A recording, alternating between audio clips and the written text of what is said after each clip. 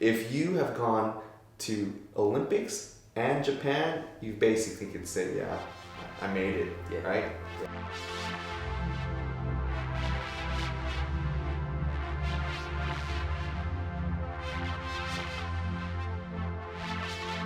Josiah, you're an Olympic athlete. How many Olympic Games did you complete? 2.5. 2.5? Yeah. Athens, Beijing, and then in London I went, but I was, what do you call it? The spare. The spare. The spare okay. tire. The spare tire. So because they cut it from two representing each country to one because the British dominated too much. Yes. Chris Hoy and all those guys, Yeah, that must have been tough. Killed us. Yeah, it was. Tough being beat you there, but you're not quite there. Yeah. So I got to experience the Olympics as probably, I don't know, some of the athletes who had no chance at a medal. They go to enjoy the atmosphere, take advantage. I traded a ton of pins. I got all those pins from those little countries, little islands where it had one representative. So I made sure to, I kept myself busy. So you got a lot of pins. Well, it got stolen right after when I was in Paris. Oh, really? I went for a holiday and they stole my bag in the train station. I read that. Yeah. They had a false bottom bag, and then just 1 second you look away, they just swipe it. So disappear in thin air. On the subway? Yeah. In the station. Wow. God, you know, crazy. Gone. Yeah. Along with my passport, computer, everything. We were in Bercy years ago in Paris, and my dad and my mum come across, and my dad's wallet was stolen on the pickpocket. Yeah. Anyway, it was about 6 months later he got his wallet returned. Wow. In the mail. Obviously, I had most of the stuff in there, but 6 months later. Except for the money. Except for the money. Oh, who cares about money as long as you get it? But how's that? Yeah. Why they bothered, but that's really unusual. So your career lasted how many years? 15 seasons. 15. Yeah. Mate, that's pretty impressive. I just scratch my head now, like, wow. Yeah, I'm happy with that. Yeah, 15 years, mate. I got to race with my childhood heroes, and now I'm getting interviewed by him. Oh, mate, we were great rivals. We we had some good Karens. We did. Yeah. We came very close. Sprints too. Sprints. Yeah. You rolled. D-town. You rolled me in pretty most of the sprints. But I'll let you have it. You can't be greedy, man. But you looked after the old fella a few times. Yeah, well, I'll just mention the Kieran final in Athens. Yeah. That was a pretty hairy moment. That was a very hairy moment. I tell you what. So if anyone's seen that, Shane Kelly beat me by about 2 cm. It was a photo finish, not much. And I would be driving a Porsche Turbo outside right now if it was the other way around, I'd be a millionaire. Because I would have been the first Olympic medalist, non-badminton for Malaysia. So I would have a title ship and everything. So just that much. Work harder, boys and girls. If I hadn't known that, we could have had something around. We gotta have a little combine. Because what do you get from Australia? Like a stamp? Yeah. We were pretty well. The last term, we were scraping the fence. Yeah. Some crazy moves. We stayed up. Yeah. But that was the thing, I finished 4th, but the German guy, Rene Wolf. And all our bikes, basically, there's nothing in it for us. Because he went under me and pushed me up. Yeah, which is, happens in a Karen. That's a Karen. We knew that, but... We'd all be disqualified today for even, taking a sneeze. It just got a little bit hairy. I couldn't believe it. I was 4th, and I had 2 other 4th placings, and it was my 4th games, and I couldn't believe it. That's your lucky number, right? You know what? I'll tell you what. My lucky number is 5. My last name means number 5 in Cantonese. Does it? And I was 5th at Olympic Games. At those, I was 5th at 2 Commonwealth Games prior to India, and I finally broke through. And I got a glove brand that named 5 Bling. So it's 5 has been I've probably got fifth so many times at the very, very top level when everyone's there. Yeah. So, mate, well, you mentioned 5 bling gloves. Yeah. After watching the World Champs this year, every cyclist I see has got. It's the most dominant brand. 5 I mean, my coach back in the day, who also coached Marty Milstein, one of your other rivals, he said, you gotta dominate. All right, well. That's Gibby. Gibby hadn't. Yeah. Well, he was one of him and Mark Whitehead both coached me. So I wasn't quite able to, or didn't have the talent to do that on a bike. But shoot, I can do that in business, So 87.5% of the winners at this all sprint male and women sprint events were 5 bling riders. Wow. And it was nice to see. Yeah, I certainly saw them pop up everywhere. So it's good work. So. Mate, after 15 years, competing, and now you're just retired. Yeah. How are you finding life? As an old has been. Yeah. Has been. I can say that because I'm one of them myself. Yeah, you're legendary status, mate. Well. I get to do fun stuff like this. I mean, right about now, what time is it? I'd be training, right? I'd be hurting, or I'd be preparing for the track or 250 kilo squats and all sorts. Yeah. Fun things. Yeah, fun things. Well, I still train. I woke up this morning at 5 a.m. to train with my teammate Azizul Hasni Awan. So, transitioning has been quite a challenge, and I knew coming out of my career like 6 months prior, I had to sort of prepare for that. I knew, the end was near. I hadn't yet called it until maybe 5-6 months, but maybe a year back I sort of it's coming. So I began my transition. Yeah, you've done a lot of preparation to get things in place. Besides, I did a lot of networking. So I took this from Mark Zuckerberg. He said in an interview he meets someone outside of Facebook one person per week. Yeah. And I said, okay, I'll do that.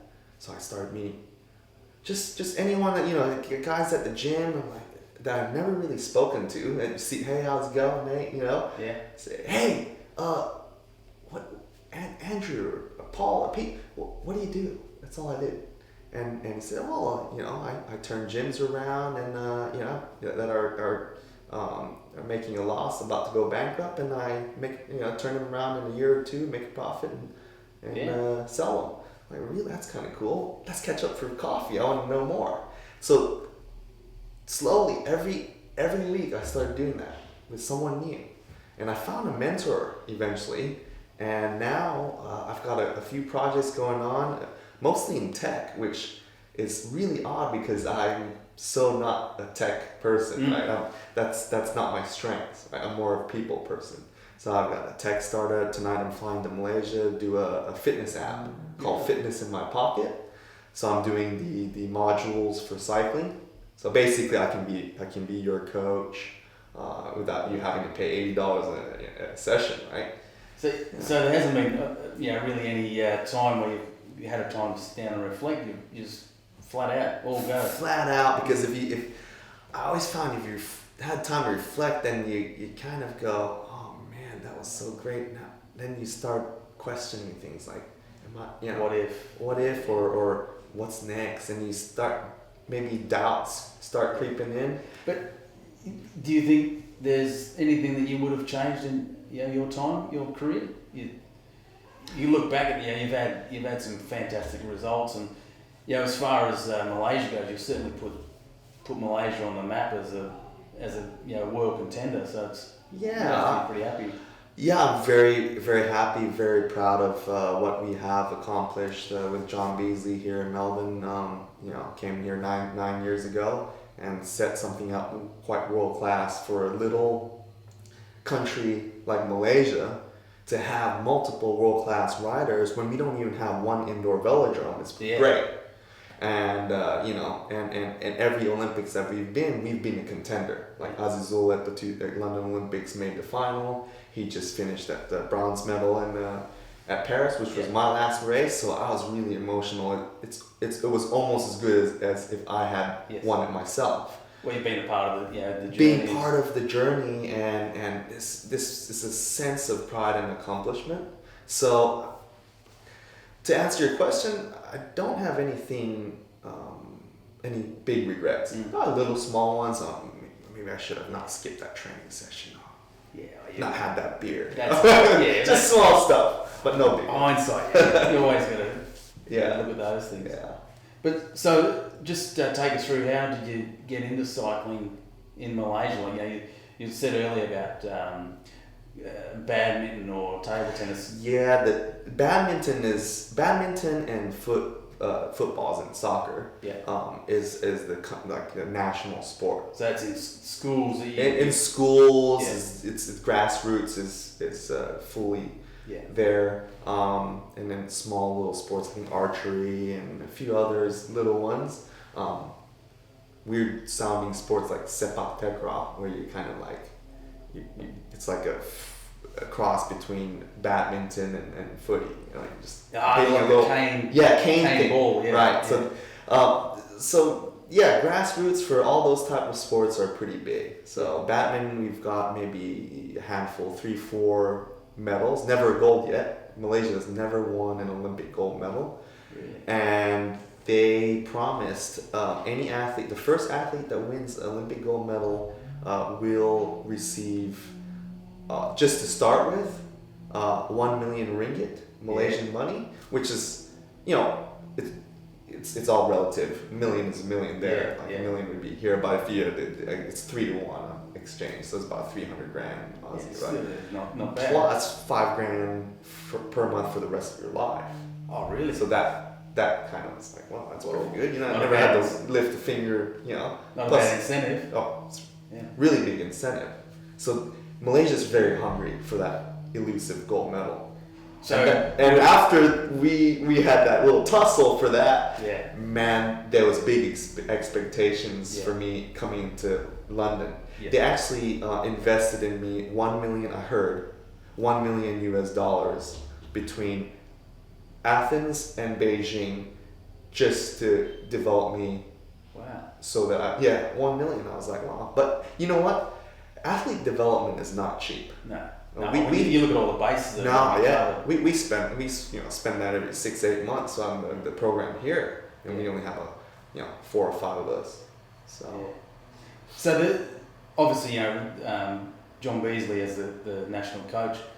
He's the boss. He's the man. He's the man. He's he's like the king. We kid around.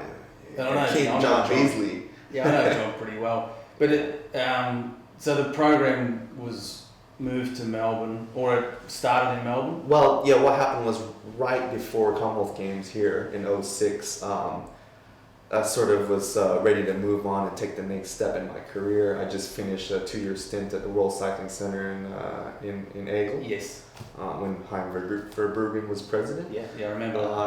So Fred Magnier coached me, and then after that I was looking to transition. Yeah. And a guy named Pete Colson, who was Michele Jones' ex-husband. Yes, I know Pete. Yeah, Pete. Yeah. So I said, Pete, you have any idea who would be able to coach me? He said, I know this guy, John Beasley, he'd be perfect. So packed up my bags. I had a new apartment that I bought with using my money I won in Karen. Yeah. I had a new. So that was just you? Just me. Yeah. So I had my life in LA. I had a nice car, a little WRX, and I was like, girls here and there. I left, packed my bags, and came to the down under. No. Yeah. And I met John, and we got along, and said, hey, would you coach me full time? And he said, yeah, sure, I'll take you on. Okay. A year later, the whole team followed me. Yeah. The rest is history. There you go. I wasn't aware of that. That's how it all unfolded. Yeah. So now all our staff are Aussies. Yeah. Massage therapists. We got Jillian Niven, and then we have sports psychologist, Dave Williams. We got our strength and conditioning trainer was I think last year or a couple of years for Collingwood.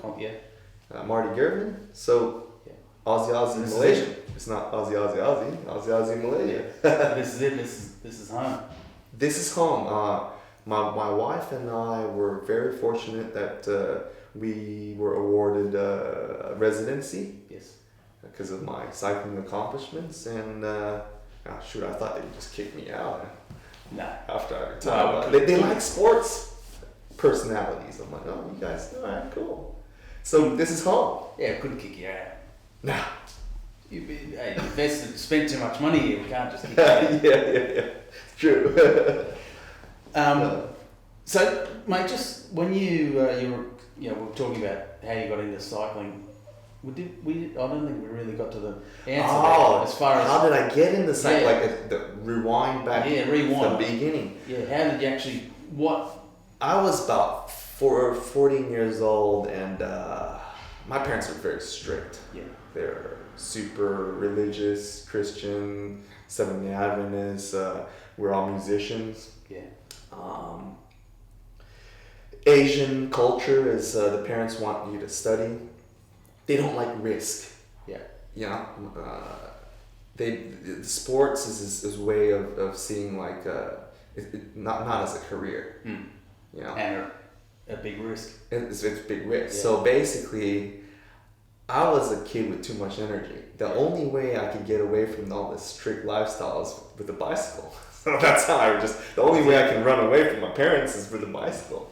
Get on it. You get on it. So I saved my money, and I baked 250 cookies. Really? And bought my first racing bike. You from my neighbor. Remember what brand? What it was? No, it's oatmeal cookies or chocolate cookies. The product. Yeah. A Schwinn. A Schwinn. Paramount. Wow. With half Ultegra, half Durace.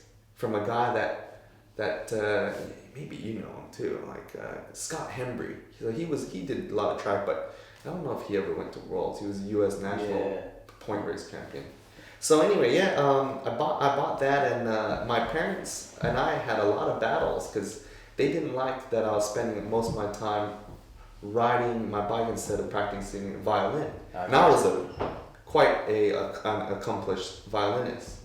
So I was like number 2 in California. So I wasted my talent. Yeah. I wasted my talent. So my dad was a violin teacher too. Okay. So how did you talk your parents into the? I didn't. Oh, we got in a big fight. Yeah. On my 16th birthday, he said, you know what? When you're an adult, you turn 18. Yeah. You can decide what you want. Okay. Not under this roof. Yes. And he said that to me. Look, not under this roof. Yeah. I said, yeah, right. And like they're gonna kick me out just because I'm a cycling. It's healthy for you. Yeah. On my 18th birthday, he says, well, I think a week before, he says, hey, your bike's still here and your room's not packed up. I said, you're kidding, right? No, I'm not. He was serious. He was dead serious. So on my birthday, I said, well, I'm not quitting bike racing. Really? Yeah. So I packed up. That's when you moved to. I moved. I moved to San Diego. Okay. Because I couch surfed. I had enough friends that I wouldn't be like truly homeless, but essentially I was homeless. So on my birthday, shook my hand and said, "Good luck, son." Really? Being a little bit of a smart remark because he probably thought I was going to come back. You'll be back in a week. Yeah. I never went back. Really? Amazing. Yeah. So I couch surfed for a little bit because I still had like 6 months of high school to complete. Yeah. Completed that. Moved to the beach, San Diego, to one of the gentlemen, Don Elling. He was kind enough to let me stay with him because he had extra room. And he said, "You know what? As long as you stay in school, you can stay with me rent free." Yeah. So I went to college. You guys call it college. Uni. It's college. Yeah. It's the equivalent. For 2 years, and I raced. I wake up at 5 a.m. Did my training. Went to class. So what did you study there? Marketing and international business. Yeah. So certainly that's helped you. Yeah, a little bit. Yeah. So basically, I tried to get on the U.S. team. My coach was smart enough to get me. I wasn't a citizen. I'm still. Everyone thinks just because I sound like American, I'm a U.S. citizen or resident. I was never a resident or a citizen. Stayed there on a visa. A visitor. Yeah, I did U.S. national championships 2 years, and I got second. Yeah. And I even beat in one event. I beat Marty Milstein right after he won. It was so he was mad. And he crashed me the next race. Yeah, on purpose. Knowing Marty, he would have been. He was not a bit annoyed. He was because he just won Olympics. So this Chinese kid beat me, Chinese Malaysian. And you're on his home soil. What's going on? Yeah. So I basically, my mom snuck me money to fly me to Malaysia when I was 19. Yeah. To try out for a national team, which didn't exist. Okay. So they had like a sort of a national team, but not really. Everyone had jobs at school. So I called them up. The internet was still fairly new back then. Emailed them and then flew back and showed up at the same as the AIS, but in Malaysia. Yeah. And they said, "Oh, you are Malaysian passport holder." I said, "Yeah, that's why I sent an email." They didn't speak English very well, and they got their gang together. Said, "We'll have a race this week and this weekend and see how good this guy is." So they did, everything, missing out, or elimination, springs. I won everything. Yeah. Then they said, "Okay, next year you come back and represent us. We'll pay for you everything." Really? And I'm like, "Cool." So that's how it all started. And that was like year 2000, and that was my first World Cup in Malaysia. Yeah. And I think I got fourth. Yeah. Ryan Bailey won that one. Yes. I believe. Yeah, I didn't go to that one, but missed out. Yeah, I heard the track was. It was pretty interesting. Yeah, well, there's a photo on Instagram now. It's really deep. I'm just backtracking a bit here. Yeah. 95 it was. So lead up to Atlanta, there was a Malaysian cyclist that trained with me. Edwin. And I know. Edwin was part of an Olympic sharing sort of program. Yeah. So my coach, Charlie Walsh, said to Edwin, whatever Shane does, I want you to do. And it was annoying. Really? He was a shadow. Everywhere I went, I had to tell him, just leave me back alone. off a little bit, man. But it pushed me because he would follow me in every effort I did on the track, on the road. So I wanted to just get rid of this young Malaysian dude. Show him. So it pushed me because I just wanted to go faster and faster. That's cool. Yeah. It helped me. But knowing the program then was a skeleton of a program. But obviously, over the years with your input and, as you said, the time and effort and the belief they had in you, it certainly pushed it. It only takes one person to get the snowball rolling. Yeah. Right. Because then that turns people's heads and attention, and they go, "He's fighting with those." They call you guys matsale, white guys. He's fighting with the big white guys, and he can hold his own. So then others start believing, and then Azizul has been great because he's a 67 kilo. He's a midget. He's a midget. We joke. He's shorter than you. He's way shorter. He's great. He doesn't mind. He's got a sense of humor. So for him to now the way that the sport has gone, beat all these big guys because it's big years, right? Yeah. For him to stick his nose in there, who's that little guy, right? And he does it well. I thought you had to squat 300 kilos to be able to do that sport. No. And he does it very well, and he's been consistent over the years. So now you wait and see, in 10 years' time, there can be lots of them coming. Yeah. Well, that's it. He's respected as well. But we've seen, over the years, there's a lot of guys. The Japanese guys aren't big guys. No, they're not. Keirin events, they're where the Keirin obviously they're handy. Yeah, the Keirin did start in Japan. How many years ago? 60 odd years ago. A long time in World War II. Right after. So we've seen the progression from those guys. They're certainly up there. Yeah. But so, mate, let's talk about Japan. Keirin's. You went to Japan how many times? 4 times. 4. Yeah, same. 4. Yeah. And it's that was the best. That was such great fun, wasn't it? Well, what I got from it, guys that you'd see at World Cups and World Champs, and you'd say hello and just small talk. Yeah. You actually got to live with them and know them very well. Get to know them. I'm sure you're the same. Like for me, that is probably one of the highlights of my career, is actually spending a lot of time with these guys that were rivals, but then being great mates. I got a lot from it. I got a lot from it too, and not just monetary, because it is really good money, isn't it? Well, it's better. Better than you're gonna earn racing the local carnival. Racing anywhere really, a bit better than you're gonna earn racing winning the world championships, right? So that's it. And being an invitation only series, it's prestigious, highly prestigious. If you have gone to Olympics and Japan, you basically could say, I made it, right? Yeah. So and it's so much tradition, isn't it? Well, history, the tradition, the culture, the whole. Love mix. Japanese culture. Love Japanese food. Yeah, but it is a mysterious world, isn't it? Well, really, like it's almost, I'd say it's like sumo, right? They've got some traditions you don't kind of understand. And like throwing the salt over their shoulder, and big claps, and they're almost, it's almost intimidating, isn't it? Big pads, Kevlar, like, hey mate, we're chill. Yeah, just we're relax. racing bike, you know. We're not rugby here. My first time there, this handful of salt thrown at me, and I thought, what is it? They try to get in your eye. Well, they did. But that for me was an amazing experience. Absolutely. We just missed each other though. We were different Just years. crossover. Yeah. I'm an old fart. You're a little bit older fart. A little bit. But for me, the guys before me, Ewan, Hill, Pate.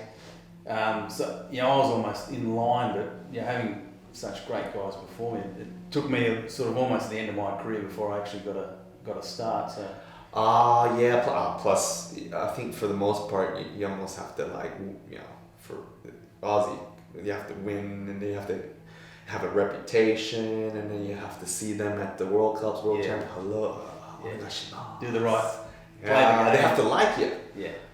Because even if you're really good, you don't necessarily get an invite. No. Like I don't think Jason Kenny's ever gone. Greg Bourget's never gone. So you have to fit in with what they need, plus be fast, which is wild. Yeah, what cool. they're after as well. And how about those bikes? Yeah.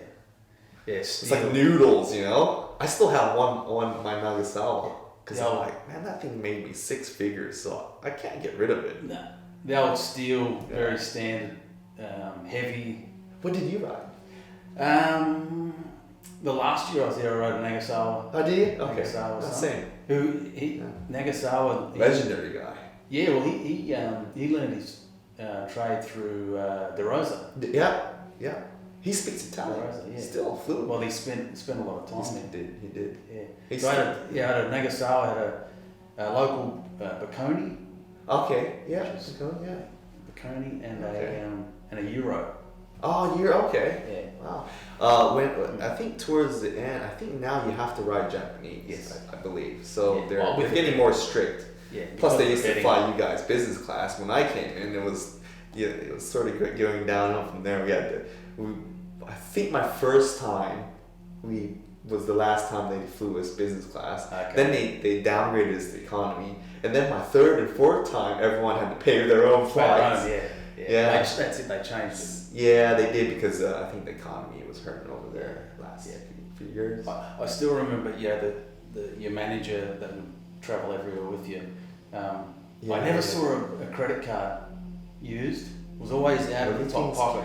Hey, how about that when we won, and it would be good, like that much of money. Well, for you guys it was more, but for us it was that. And you'd be in the suit, you'd be on the crowded subway, and just getting in, and you're like, man, anyone can pickpocket me, and you're sort of. But Japanese culture, they're very honest people, right? You never have to worry. Yeah. No. But certainly, for me, I still think about Japan, and I still want to go back there. I want to go back as a spectator and just, I suppose, educate people about it. It's still mysterious, even though there's a couple articles, and now there's a couple videos. The docos, I think Perko did one. Yeah. Francois, there's one in French. Yes. Yeah, he's it's cool. Pervis, it's very good. He's legendary now. Kilo rider like yourself, background, you guys. All the legendary guys, Kilo. So all the young girls and guys now out there, do the kilo first. Well, it's a non-Olympic event now, the kilo, so there's no. It's good background that they have, isn't it? But sadly, there's no interest in it. Yeah. Oh well, worlds are still pretty competitive. Yeah. Well, they are, but It's like a secondary event, if you win. It was a bit like Australia didn't have anyone again for the second year. Yeah.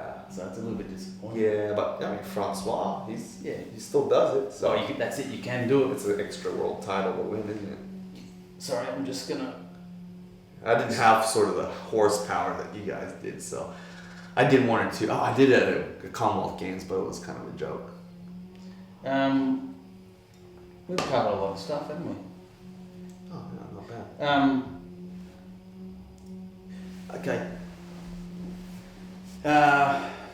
Okay, you've been through so much in your career. Yeah. Almost a pioneer for Malaysia, you could say. What do you see as your biggest hurdle? What did you see the hardest thing to overcome? Well, I think that would have been building a support team, a support system around you, because no one gets to the top in sport without your support crew, right? No one does it solo. So I was kind of running solo a couple World Cups. I went. You're the mechanic. I was everything. Yeah. I went by myself, and it was back then it was tough. You got to do everything. You got to figure everything out, and foreign language. I think I went to Pordenone once, Italy. Yeah. We arrived there, and I had one guy, but he didn't speak English, and he wasn't really a. So you're the translator. I was everything, right? And we showed up there, no one to pick us up. And we were like, man, we don't even know where we're staying and everything. So there was definitely, it wasn't a boring trip, but that was a big challenge, and that's why, after my results in Athens, we started getting, basically funding. Funding was instrumental, right? So, and then funding by itself doesn't really do anything. So you have to basically recruit your support team. Yeah. How do you do that? Well, just talking to people, just making friends, and just leveraging off of everyone and their contacts, and slowly build. So, which is what you've done. You've done. Took a while, but we've done that quite well. And now I leave this. If I left and I'm still missed, I didn't do my job. So I left. It's been a month now. No one misses me. Why? Because I did my job. I can leave and no one, I thought you were retired a long time ago. But, everything is running. They still have champions. We're producing some up and coming young kids. I'm proud of that. Do you see yourself going back into the mix, in a way? Like you said, you help with the gym with Azazul. Yeah. You know what? I can't. This is my passion. So even though I want new challenges, that's why I decided not to really be a full-time coach. I still want to be involved with what 15, 20 years of experience. I have a lot of knowledge to pass on. So I still mentor, and I train with Azizul now because he's basically on his own. Yeah. The two young guys haven't got their visas or something like that. Yeah. They haven't come yet. So I wake up at 5 a.m. Woke up this morning 5 a.m. and we did our routine, and then and I enjoyed it because it's still part of my passion and my past life. Yeah. Mate, when I retired, I pretty well. 12 months I didn't touch a bike, didn't go to the gym. Oh yeah. And just enjoyed that beer, this workout. Yeah, I enjoyed it probably too much because I you put on a lot of weight. Yeah. And the advice I would give you is just enjoy it. Be like as you are, be active, and if it means you can get on the bike with Azazul on the track or on the road. Probably on the track it's not going to happen as often. The time might not permit, but I did have one little idea in mind that I even told Hilton Clark Hilt. Yeah. I said, yeah, I'm gonna get Kells. I'm gonna talk him into doing Madison with me, and you watch Hills. We'll maybe we won't clean their clocks, but we'll be in the stick. And he's like, no way, man. You know how he talks. No way, man. BS. Blah blah blah. Yeah, you guys gonna get dropped. Those guys go hard. I said, yeah. Well, you just wait and see. We'll be. I did see a snippet of that on social media. So. Oh yeah. Or did he tweet? I saw it somewhere. Oh yeah. I was scratching my head. I thought, oh, I've got a bit of work to do. Yeah, it doesn't have to be this year. Yeah, sometime we'll get that ants in the pants to get competitive again. Yeah, throw a few swings and. Well, that's what I find if I go out the road these days. My mind tells me I can do it, but just the body just says, oh, you haven't got what you used to have. Yeah, I feel that too. We don't recover like we used to. It makes a big difference, in your 30s and your 20s. Right? Yeah, it does. But we can make that up with the mental strength. Yeah, just strategically just be smart. That's right. So, mate, if you go back to Malaysia, are you a recognised person there? Yeah, last time I was back there, a couple of weeks ago, I did Uber everywhere. Yeah. And every Uber driver knew who I was, which I'm doing tech startup, not too dissimilar from Uber, but for like food, for chefs, private chefs. Yeah. And I that opened things up where I could ask them some questions that they probably wouldn't have been comfortable with me asking, into the business, like when did you start and how did you get into it, and really, about the whole tech. I would say this is it's almost like a tech .com boom, except it's the new .com boom, right? So yeah, I get recognized a bit. It's like nice to know because like here I'm just normal, and I like it that way because I think if I had that too much and it might get in my head and I might actually think if you feel accomplished, you won't get anything accomplished. Yeah. Right? Yeah. You want to accomplish much more. Yeah. So I prefer to start from scratch and say, okay, forget your past. Okay, it's nice to recognize, but establish yourself as a business. Hunger. Yeah. That's why I want to get out of cycling for the most part and have new challenges. And that's how I think. Yeah, there's nothing wrong with that. Yeah. That's good. Yeah. But that's the thing. It's also it's a good balance. Cycling, okay, that's one chapter. Now not being a world-class entrepreneur is another challenge. And recently, the transition. Married. Yeah, I know. I've a couple years. Almost 6 years now. Oh. Yeah. I thought it was recent, but No, I'm 35, mate. I'm not that young. So, what about children? I have a Bengal cat. Yeah. Who chases dogs. That's kind of getting me used to the idea of being responsible for something else, someone else. It's on the cards, but we don't quite have everything.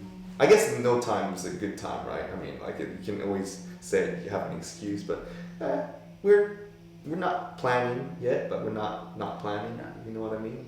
One of those. Yeah. Eventually.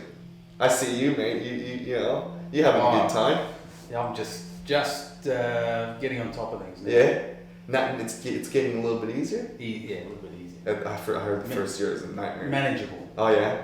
And you got twins, so. They're not bad. They're not bad kids. They're good girls. What the girls though? Great, good girls. If they're twin boys, it'll be a little bit tougher.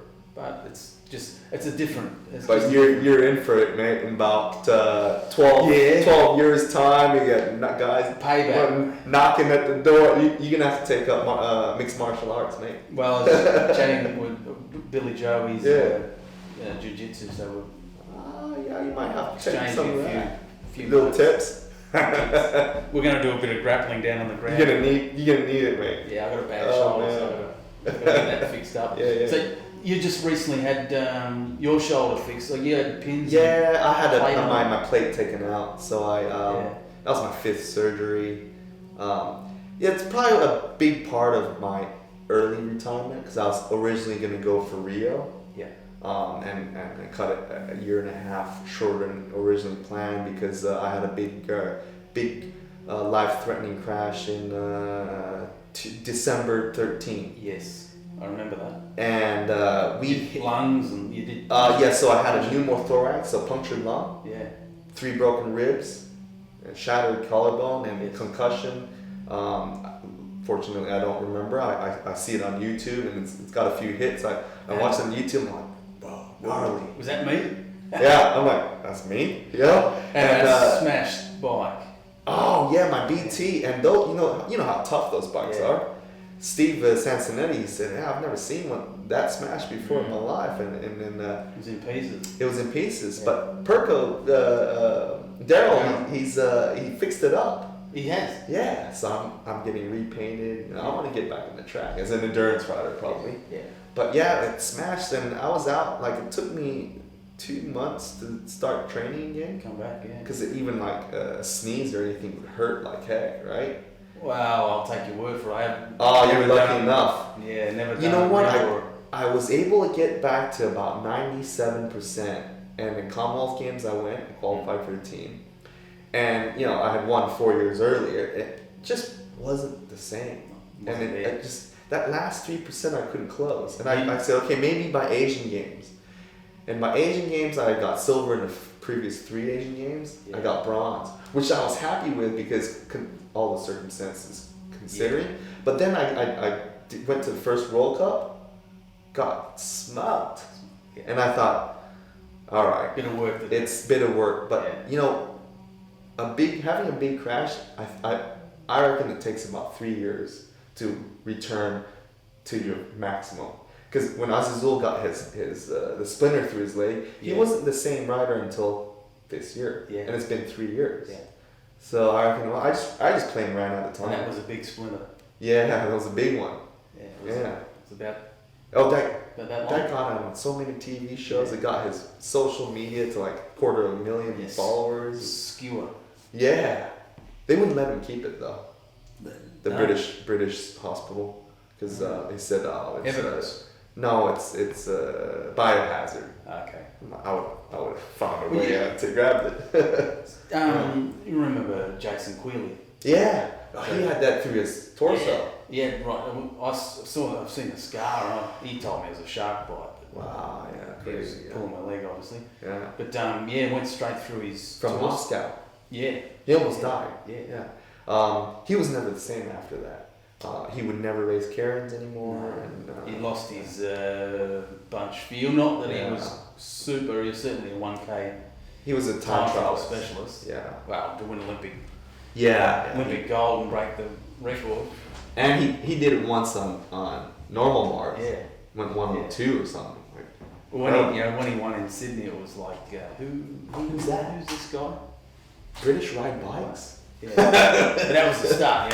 Yeah. Obviously, in your time, same sort of time, we've seen a lot of guys. Certainly the Brits. They 2002 they pretty well started to perform, and they've dominated for the last 10, 12 years. They have. And it's cyclical. Yeah. Like this past Worlds, it was the most competitive World Championships. Yeah. Right. That I reckon since your time. Yeah. I mean, across all boards. Yeah. And the British didn't even win one gold. No. And we're like, wow, never thought. So the tide shifts in sport. They looked... just when you think it won't, it shifts. Mm. Oh.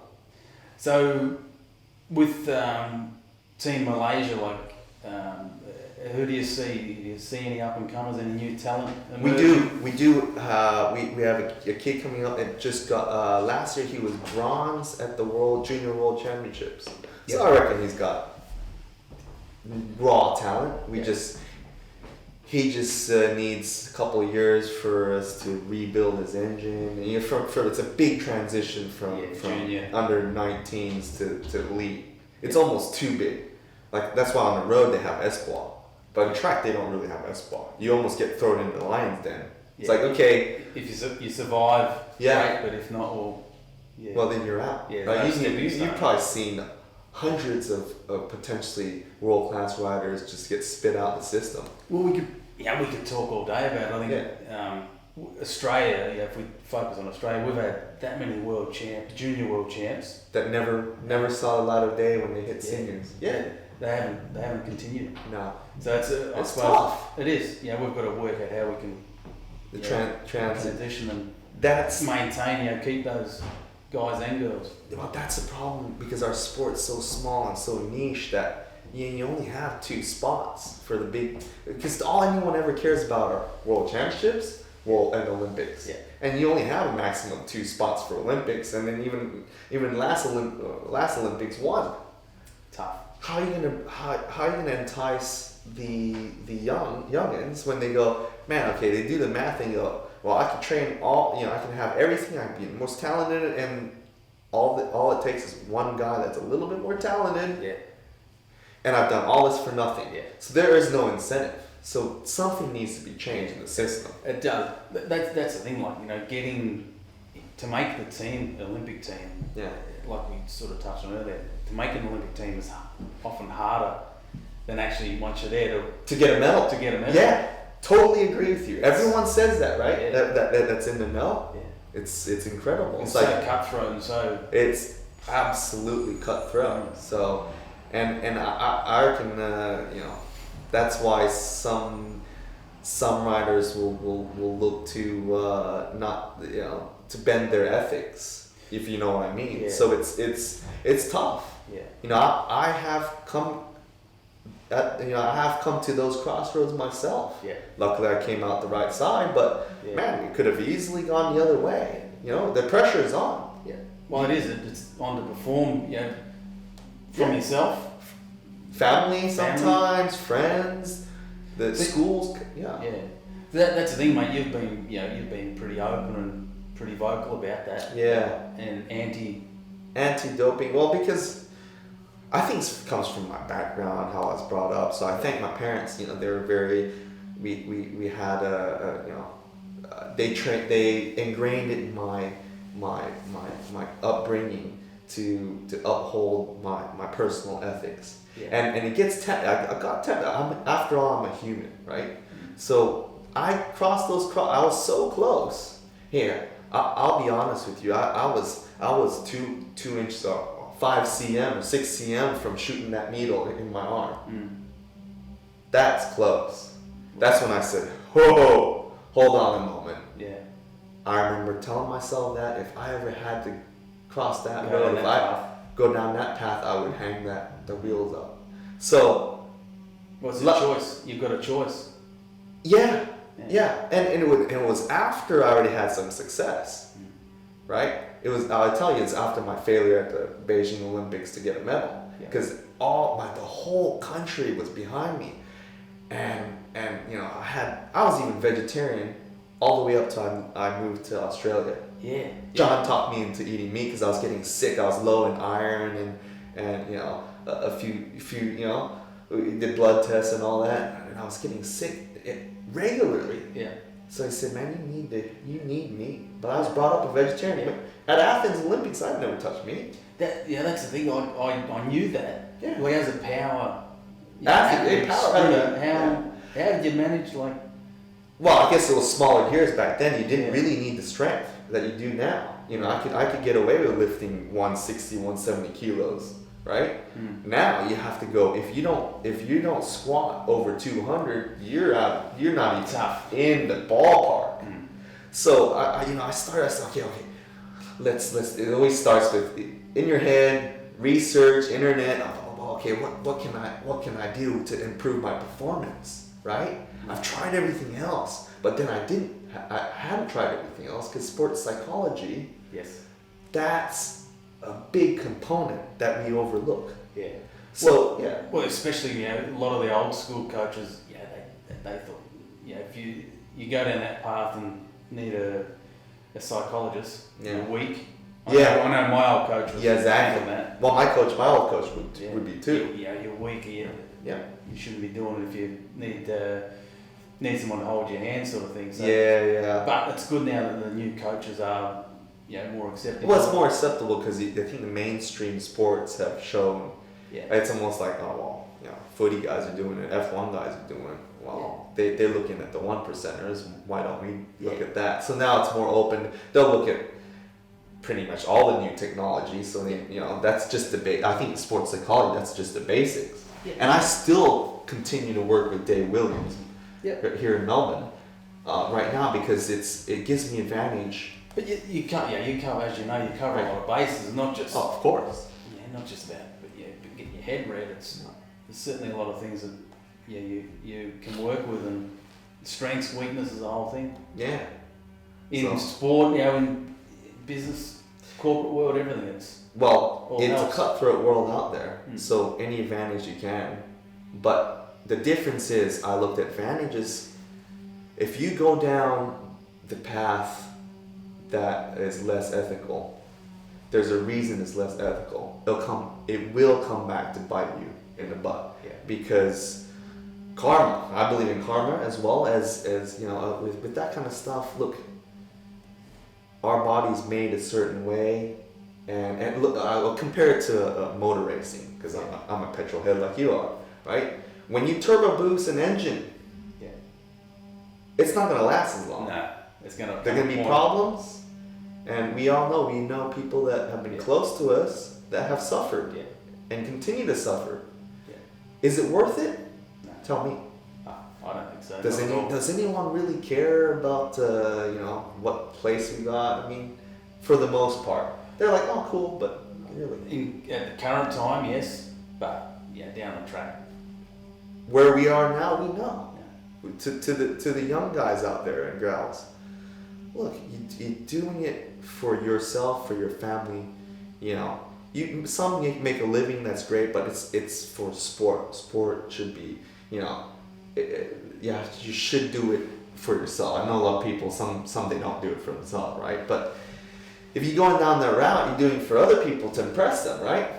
They're going to be impressed for that long. Yeah, and that's the thing. At the end of the day, you do it for the reason you started doing it. Exactly. It's because you love it. Yeah. And you start, thinking about these other making there's more to life. Exactly. There's more to life. There's a lot more to life. And you'll find out now in retirement, mate. There's a lot more going on. There's so much. Sport, cycling is such a small little part.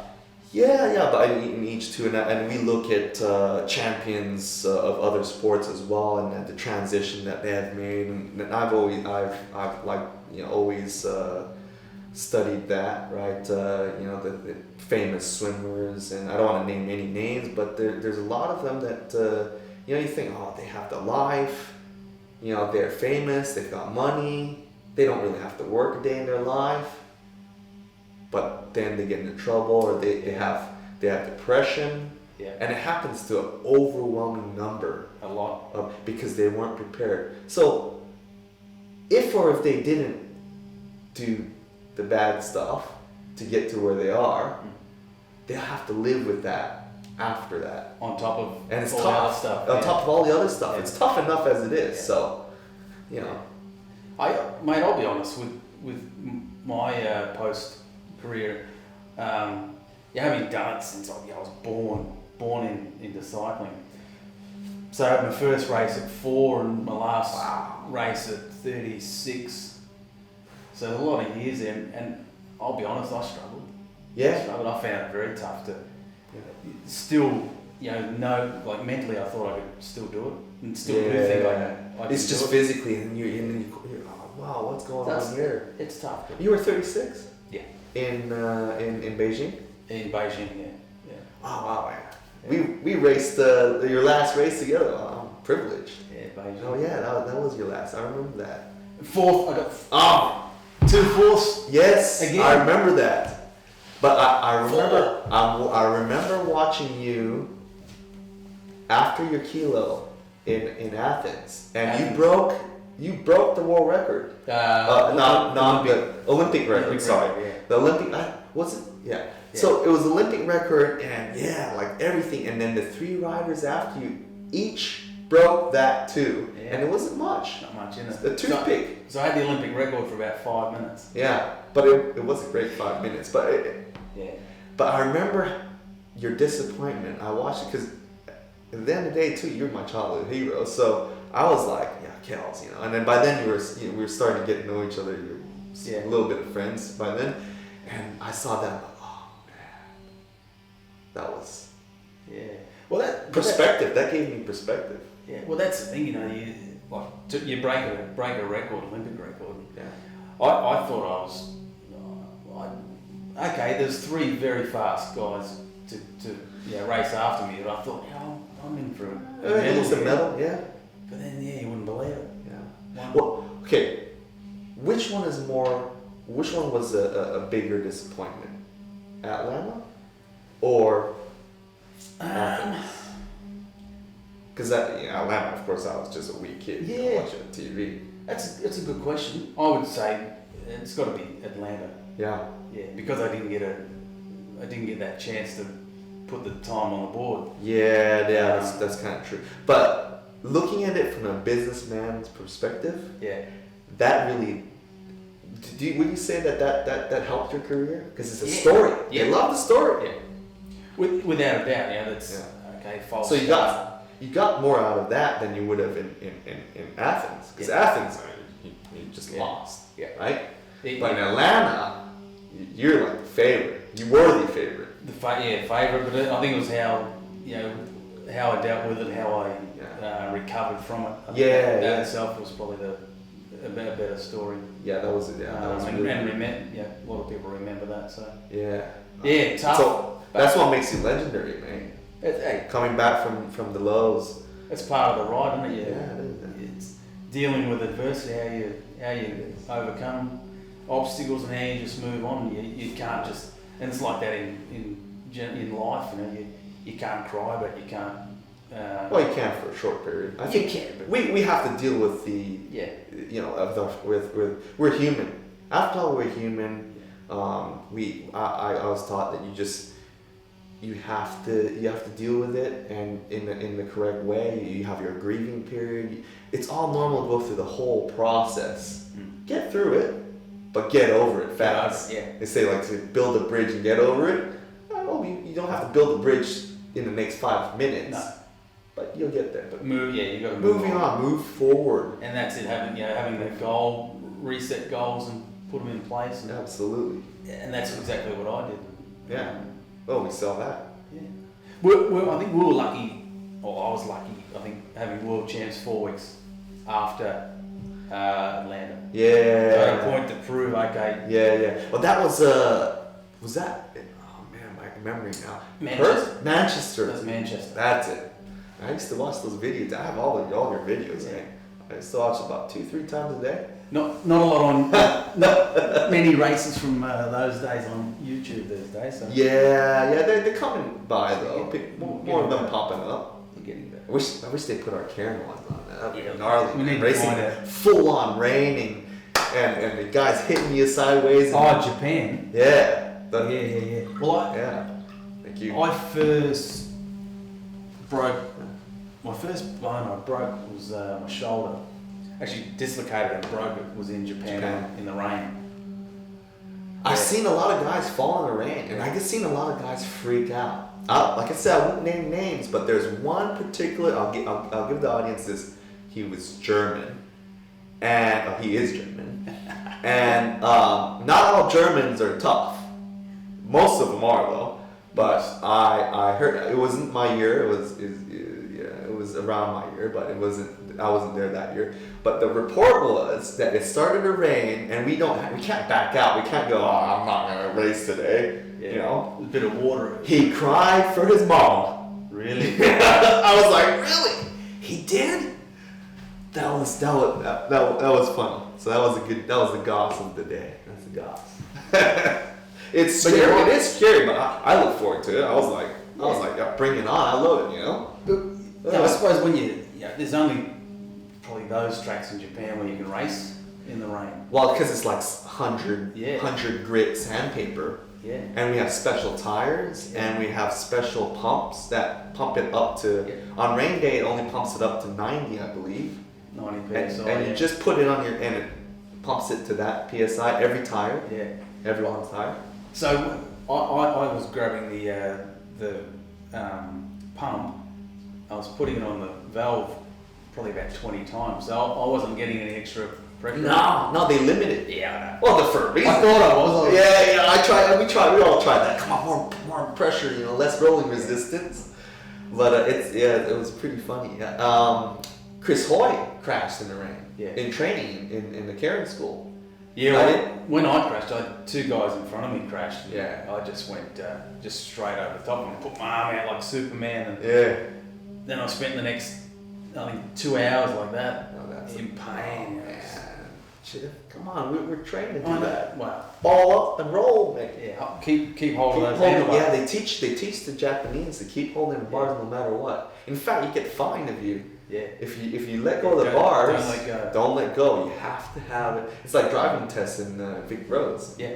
If you take your hand off the steering wheel, even at stop sign, you fail. Yeah. That's like a Japanese. And it's a good technique to have. It is a good technique. But I think it's a natural thing. As a toddler, if you're falling, Catch yourself. well, you put your arms out. Yeah, exactly. That's how Protect you end up with broken bones and torn muscles, isn't it? Yeah. But anyway, that's part of it. Yeah. I might need to get it tightened up. Didn't you wear any armor? Oh wow, tough guy. Yeah. Old school. Old school tough. They don't make them like they used to, Kells. Bro, they broke the mold. They really don't make them like they used to, because now they race in straight lines. Who ever heard of that? Yes. The races now, it's so sterile. It's like you're in Albert Hospital or Alfred Hospital. They're going to put riding lanes in. Oh shoot! I wouldn't be surprised, man. It'd be like athletics. It's nuts. And what's your take on that? Like, obviously you've raced. I've raced in the old transition too. The old school, the transition now, the sterile. Obviously, I prefer the old school because guys that are less powerful like me can beat guys like Bourget, or bigger guys that muscle guys, because we can move sideways. You and me and Van Eyden and a few guys. We wouldn't have had jobs if we weren't allowed to race. Exactly. That's probably another reason why I had to retire. Yeah. Well, that's the thing. So the art and the craft. The art and craft is long gone. Yeah. These kids, and you move a little bit, they freak out at you these days. Hey, hold your mind. Yeah. So now it's just a big drag race, really, isn't it? Yeah, it's just sports science. You know what? The coaches aren't even running things anymore. Sports science is running things. And in New Zealand, for instance, one of the former national team coaches got the out. Yeah. Because he wanted to be in control, because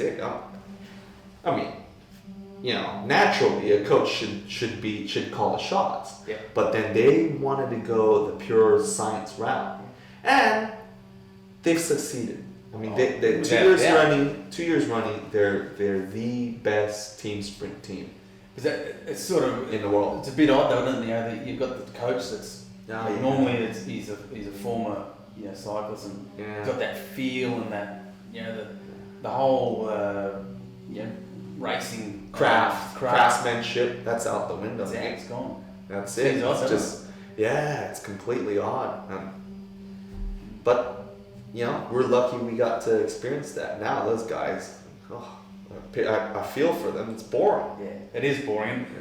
Yeah. I still love watching the racing, but I chat to a lot of people, and you've probably heard the same conversation. It's lost a bit of that. The art. It's boring. Yeah, it's a bit. I think it's still going fast. All respect to Sir Chris Hoy, because of course. But he made it boring, man. Him and all those British people. Yeah. They made it boring. I agree. But what can we do, right? And then you have to sort of go where the game is. Play the game. So the Kiwis now, and now the Aussies have to recruit riders that purely have the physicalities. Whereas before, you could sort of give the guy that a little bit of more of a chance that doesn't have that pure physical ability, because he could race his bike. Can't do that anymore. Yeah. If stopwatches are even obsolete. If you're not putting down numbers on your SRM, See you, mate. Thanks a lot for coming, showing up. No way. Gary Beckett, you remember Gary he's an English man. No, it might have been before my Anyway, time. Yeah. he said to me one World Cup, I was in Kieran and I think I was pretty fair. I don't think I was, at any point dirty, but I was able to use the track to my advantage. Yeah. As you do. As you do. And he said to me after this race, he said the only thing I've seen, smoother than a fine Irish whiskey is a hook from Kelly. And I said it wasn't a hook, it was a drift. I drifted. Right. I don't. You know what? I can't recall any time you ever were unfair with your racing. No. You were always a good sportsman. Yeah. And that's very rare. There's a lot of guys that push that over the board that were dirty racers, right? But there's a fine line between the art and really sort of just using craft, then blatantly trying to stopping someone. Yeah, basically trying to kill them. Yeah. Because at the end of the day, you got to be smart. Well, at the end of the day, we cross that line. We're all mates. Yeah. Well, most of us. Most. Most of us. We'll have a beer together. So that you 15 odd years in cycling, and the people that you've met over the years, like you just said, there's probably a big percentage of those you'd still be mates with. There's still where you left off. You'd pick right up. Like every time we see each other, we hang out. We go on rides. We did group ride for charity together, and we see each other on Beach Road. Hey, how's it going?